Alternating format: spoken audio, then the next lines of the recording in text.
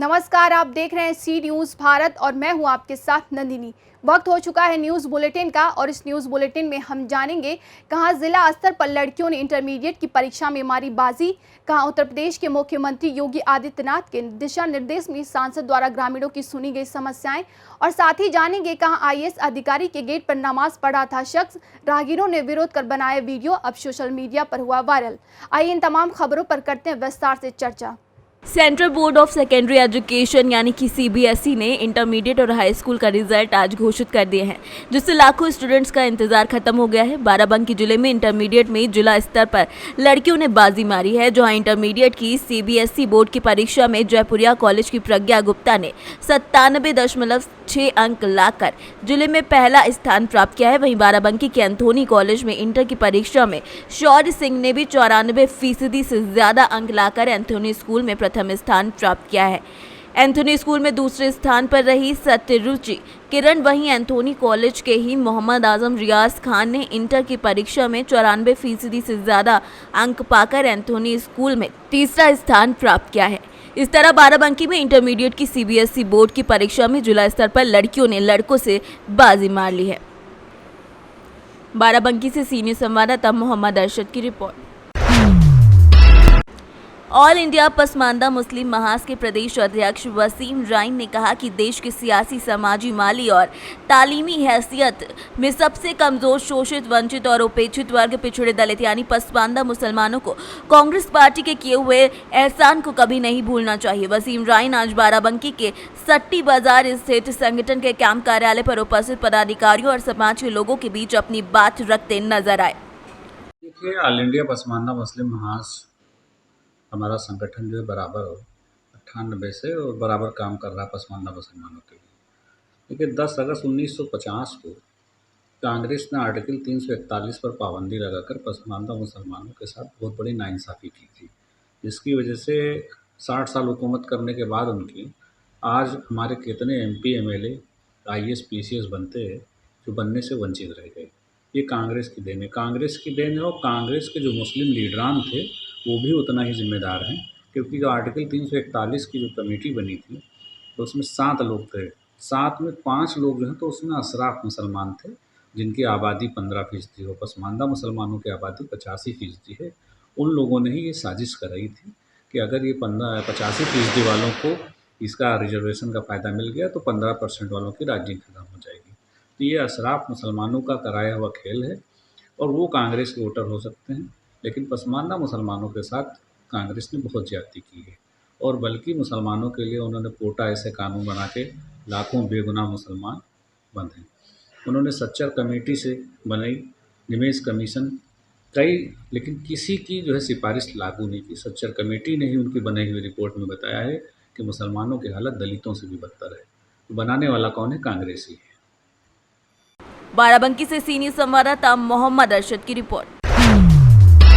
आज यानी 23 जुलाई को उत्तर प्रदेश के मुख्यमंत्री योगी आदित्यनाथ के दिशा निर्देश के अनुसार जिला फिरोजाबाद के सांसद डॉक्टर चंद्रसेन जादौन के द्वारा ग्रामीण अंचलों का भ्रमण किया गया, जिसमें 11 बजे गांव किसौट में सांसद ने डोर टू डोर लोगों से मुलाकात की, ग्रामीणों की सुनी जन समस्याएं और साथ साथ सरकार के द्वारा चलाई गई योजनाओं के बारे में भी जाना। किन किन व्यक्तियों को सरकार की सुविधा का मिल रहा है लाभ, किन किन व्यक्तियों को नहीं मिल पा रहा है सरकार से लाभ। इसके साथ ही सांसद के साथ बड़े पैमानों पर ग्रामीण भी मौजूद रहे। सर जी, आपका नाम जानना चाहूँगा मैं। मेरा नाम दुलारी सिंह है। जो आपके गांव में जो यहाँ पर आए हुए हैं सांसद जी ने जो दौरा किया है, किस चीज़ को लेकर दौरा किया है और किन किन बातों के बारे में जानकारी थी? उन्होंने विभिन्न गांव की जो समस्याएं हैं उनके बारे में जानकारी चाहिए थी कि गांव में, देहात में क्या समस्याएं होती हैं और यहाँ पे क्या समस्याएं हैं और क्या वर्क हुआ है, उसकी भी थोड़ी सी उन्होंने पूरे गांव का ही भ्रमण किया है। भ्रमण करते हुए पूरा राउंड ले करके और वापस गए। उन्होंने ग्रामीणों से समस्याएं जाननी चाहिए और उनके साथ में जो सहायक लोग थे उन्होंने उन समस्याओं को नोट भी किया है, नोट करके वो ले गए हैं। कुछ समस्याएं ऐसी थी जिनकी लिखित नहीं था, तो उन्होंने कहा कि ये लिख करके हमारे कार्यालय में आकर के सबमिट कर दें, तो हम इनकी समस्याओं का समाधान करने के पूरी प्रयास करेंगे। उत्तर प्रदेश के द्वारा जो योजनाएं चलाई जा रही हैं, क्या उन योजनाओं के बारे में कुछ जानकारी दी है? अब मैंने आधे गांव तक तो भ्रमण किया है, तो उनको पूछा गया, लोगों ने पूछा कि ये कौन सी योजना है और ये क्यों भ्रमण किया जा रहा है। तो कुल मिलाकर के तो यही होता है कि गवर्नमेंट की जो योजनाएं चलाई जा रही हैं उनमें वो चल रही हैं, उनका फ़ायदा लोगों को मिल रहा है या नहीं मिल पा रहा है, या कहीं कोई दिक्कत। जी, आज आपने इस गांव में भ्रमण किया है, इस भ्रमण करने का क्या रीज़न है और ग्रामीणों को किस प्रकार की सुविधा प्रदान, किस विषय में आपने अब किया कर संशोधन? अभियान चल रहा है, फूड योजना अभियान, तो समझ में गाँव आएगा जो लाभार्थी हैं उनको कितना लाभ मिल रहा है या नहीं मिल रहा है, इसलिए जानकारी लेना आया हूँ।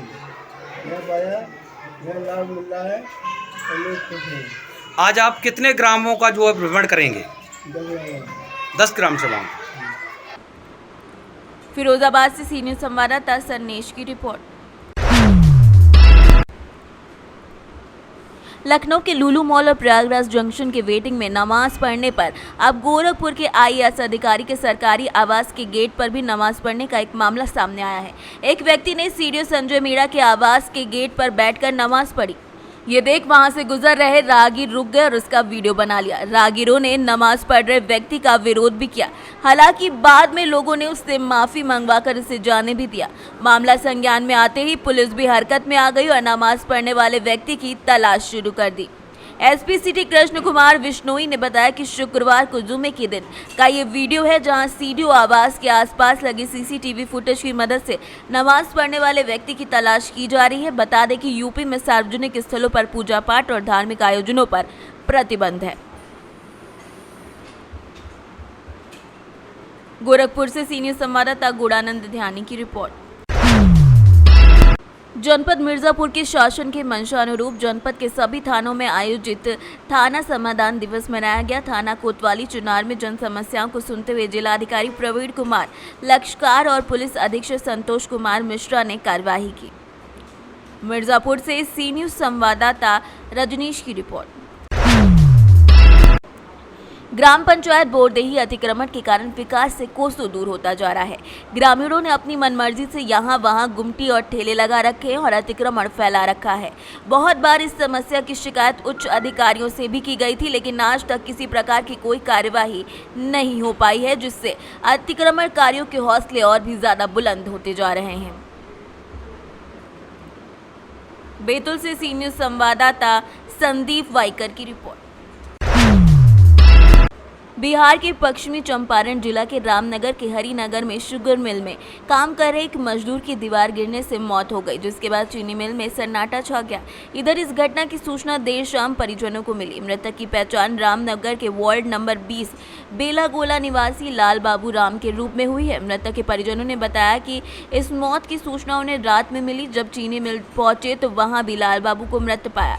लाल बाबू की मौत की सूचना पर परिजनों का रो रो कर बुरा हाल हो गया है। वहीं पत्नी बार बार बेहोश हो जा रही हैं।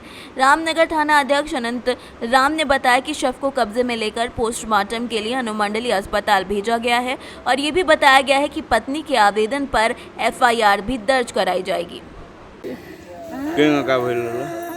मिल में ड्यूटी करत रहल। अब वो जब के कहता चट्टान गिर गइल, के कहता जेसीबी से काट देले बड़ा सुन। अब जे जोन एथी करता तो के कहता इंगल गिर गइल। केनो देह में खरोच नहीं है, खाली पाछे के माथा है हट गइल बा। माथा में चोट, कान में से खून गिरल बा, नाक में से गिरल बा, छेद माथा में छेद हो गइल बा, पाछे छेद हो गइल बा। कोई मार डाला हुई दुश्मनी से भी। हां दुश्मनी तो भइल ही बा। कारौ नाम पड़ी पार्वती देवी। ई जन मृतक बने उनकर का पड़ी हरिनगर शुगर मिल में काम करते हैं। का नाम रहला? लाल बाबू राम। मिल का जो है वो चीज़ बना रहे थे, क्या दो नाम है, बॉयलर। तो वहीं भसक गया, भसक कर गिर गया। मैंने जैसा कि वहाँ पर लुक रहा था और जब गए चोट लग गया, इसको मर गया। कितने घंटे के बाद पता चली आप लोगों को? हम लोग 9 बजे पता चला। रात में घटना 9 बजे हम पहुँचे। घटना कब का? पता नहीं। क्या नाम है आपका? तारा। कौन थे आपके? कौन? क्या नाम है उनका? लाल बाबू राम। बिहार से सी न्यूज संवाददाता मोहम्मद अयूब की रिपोर्ट। छात्र सादाबाद मार्ग पर सैन फ्रांसिस्को स्कूल के निकट शुक्रवार देर रात करीब 1:30 बजे के लगभग एक डंपर ने गंगा जल ले जा रहे 7 कांवड़ियों को कुचल दिया। इसमें से 6 की मौके पर ही मौत हो गई और गंभीर रूप से भी 2 घायल हो गए। आगरा के एडीजी राजीव कृष्ण ने बताया कि हमें डंपर के चालक के बारे में जानकारी मिली है, वो जल्द ही पकड़ा जाएगा। ग्वालियर से सी न्यूज संवाददाता योगेश की रिपोर्ट। उमरिया जिले में सिंगल यूज प्लास्टिक की रोकथाम को लेकर कलेक्टर संजीव श्रीवास्तव ने नगर में चेकिंग अभियान चलाया। इस दौरान कलेक्टर के द्वारा नगर के मुख्य बाजार में दुकानों की सघन चेकिंग की गई। इस दौरान 3 दुकानदारों को सिंगल यूज प्लास्टिक का इस्तेमाल करते पाए जाने पर 5-5 हजार रुपए जुर्माने की कार्यवाही भी की गई। साथ ही दुकानदारों को सिंगल यूज प्लास्टिक का इस्तेमाल न करने की सलाह दी गई। बता दें कि प्रदेश में 1 जुलाई से सिंगल यूज प्लास्टिक पर पूरी तरीके से बैन लगाया जा चुका है। 1 जुलाई 22 से सभी नगरीय क्षेत्रों में जो एक बार इस्तेमाल किए जाने वाली प्लास्टिक की चीज़ें हैं उन पर बैन लगाया जा चुका है। इस बैन के बारे में प्रचारित किया गया है। काफ़ी स्थानीय लोगों की बैठक लेके भी उनको बताया गया था कि क्या चीज़ें अलाउड हैं, क्या चीज़ें अलाउड नहीं हैं। इसके पश्चात आज 22 तारीख को जो आकस्मिक जांच की गई उसमें अधिकांश डिस्पोजेबल सामग्री की दुकानों पर डिस्पोजेबल सामग्री नहीं पाई गई और लकड़ी या पत्तल, दोना इस तरह की सामग्रियां पाई गई। कुछ दुकानों पर डिस्पोजेबल ग्लास और प्लास्टिक के पाउच जिनमें पानी रहता है ये पकड़े गए हैं। उन पर विधिवत जो कि जुर्माना किया जाता है, प्रथम उल्लंघन पर 5,000 रुपये वो आरोपित किया गया है।